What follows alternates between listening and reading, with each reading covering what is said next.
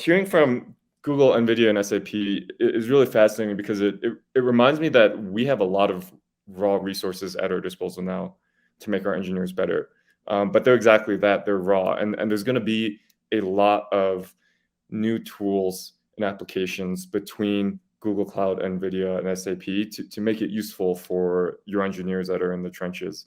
And so I want to talk a little bit about how we think about those opportunities and investors.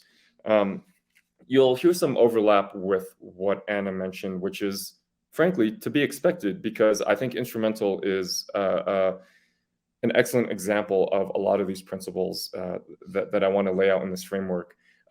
If you have questions or comments as I'm talking, please put them in the chat.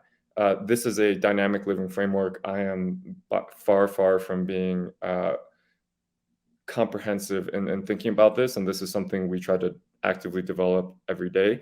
But in the last 6 years, we've noticed a few commonalities in the tools and companies like Instrumental that really break out, right? And so what makes a good tool? And specifically to what Anna said, why do software engineers get the best tools? She touched on this a little bit. This is electrical engineering and process engineering. For those of you in the audience that work with these tools every day, I'm really sorry. I promise you we're doing our best to fix this.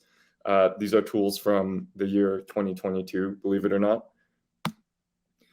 And I think it's important to realize why software engineering evolved so quickly. If you hadn't guessed by now, my background is actually software engineering, so I feel like I kind of sneaked into the cool manufacturing conference. But there's a few things about software which make it very powerful. The first one is the tool creators are the same as the tool users. And you may think, well, mechanical engineers use mechanical tools to make mechanical things, but they can't really improve on all parts of their tool chain when they feel like it. And that's pretty unique to code. It's frankly a little unfair. The second point here is that users use the same tools at every level. And we heard from some very senior people at Google and NVIDIA just now. You can be a high school student and have access to the same class of tools. Whereas, if you're working in electrical engineering, they don't let you run the really fancy lithography machines until you've demonstrated for a few years that you're not going to break it. And that actually leaves a lot of engineering disciplines at a disadvantage. And finally, there's a culture of competitive DIY tool improvement, right? And so we heard from Anna, who was a top mechanical engineer at Apple. And I bet if Anna went to her boss and said, hey, SolidWorks really sucks, the response would be, you're shit out of luck. That's what we use. I don't actually know if they use SolidWorks or NX. Apple is very secretive. But that kind of attitude is I understand why it exists, but we have to acknowledge that it does slow down the progress of anything that is not software. And we are trying to find ways to break out of this learned helplessness. And so I want to enumerate some principles here for how we can make our tools better. This is the one that I think Instrumental does a stellar job of. Knowledge should compound in your tools, right? And so if you discover an issue or make an improvement with your tool, the next person to use that tool should automatically have that improvement, right? Now, if your tool supports documentation or annotation, great. If it just doesn't natively without you having to think about it, that's even better. And that's where that's where we believe tools should be, right? Like you shouldn't have 100 engineers making 100 improvements and discoveries, and then the only way that they hear from each other is depending on the compliance and loss of communication of a PLM or email, or God forbid, like I've received faxes from testing facilities in Shenzhen, right? That's just a bad way to work. I didn't want to pick on mechanical engineers too much, so I actually pulled some friends in biomedical engineering.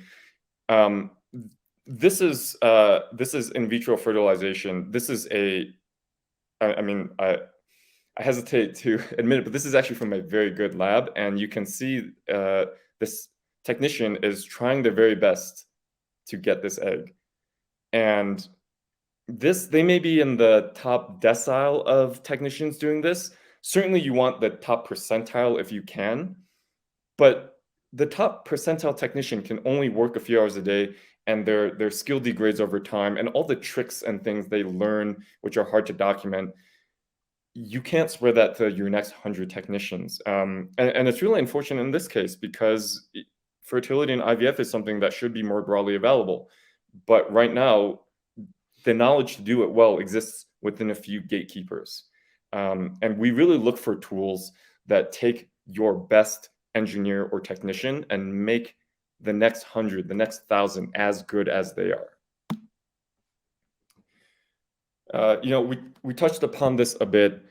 Collaboration should be lossless. This is the example where I will go back to picking on mechanical engineers a little bit. So I'm sure a bunch of you have worked in CAD. My mother's actually an aerospace engineer, and to her disappointment, I chose computer science.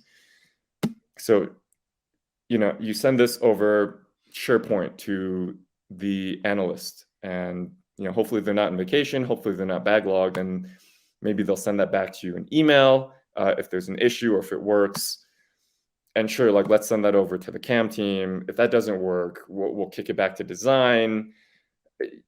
You've all experienced this pain. And actually, this is funny. I made this slide a few months ago before I heard Milo's talk, and she mentioned passing around USB sticks, even at Tesla, right? This to me is a learned helplessness, which I find very frustrating. And as engineering leaders, you should find frustrating too, because every step in this process is a chance for lossy communication.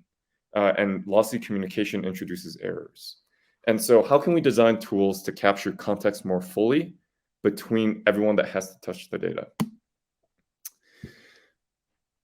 This is the one I'm super excited about, especially coming off of hearing from Google and NVIDIA and SAP. Mechanical engineers out there, electrical engineers that are listening, I want you to imagine, your next product you're designing, right? Think about it in your head. What do you see? You probably see an assembly, or if you're an electrical engineer, you see silicon and a PCB and components laid out. And you might sketch something in a high-level abstraction like logic blocks or schematic, right? You've worked very hard at your job. You're very good at it. You come up with a good design. You should be able to now ship your product, but that's not the case. That's never the case. What happens? We make you draw it piece by piece in the keyboard and mouse interface. And in what world is a keyboard and mouse the best interface for describing complex systems? This is actually the strongest part of software engineering in my mind, is this thing here that electrical engineers call layout, or mechanical engineers might call design for manufacturability. We just call it a compiler. No software engineer ever says, hey, I wrote my code, now let me go hand compile it for the next 2 weeks and hopefully it works. Software engineers trust their compiler. We don't yet have the tools for every other engineer to have that level of trust in their systems, to automate all the rote steps between the design intent, which is you, a very good engineer, you know what you need to build. How do I communicate that to the machines that are going to build them? Everything in the middle now is busy work. And we want tools to remove the rote busy work from engineering so engineers can focus on the hard parts, which is design, thinking about your next product. And if we take this step a little further into the future here, I actually believe that with good data as infrastructure, we should actually shift engineering from a default open set of questions, which is, okay, I need to design the next Apple Watch. Let's start from scratch, or maybe some past documents, and start making discrete iterative steps. And we should switch over to a default enumerated view of engineering, which is, we have a lot of data. We have really powerful computers. Let the computers come up with good options within the constraints of your data, and let your experienced engineers pick from the best. This is a screenshot from a company called Quilter.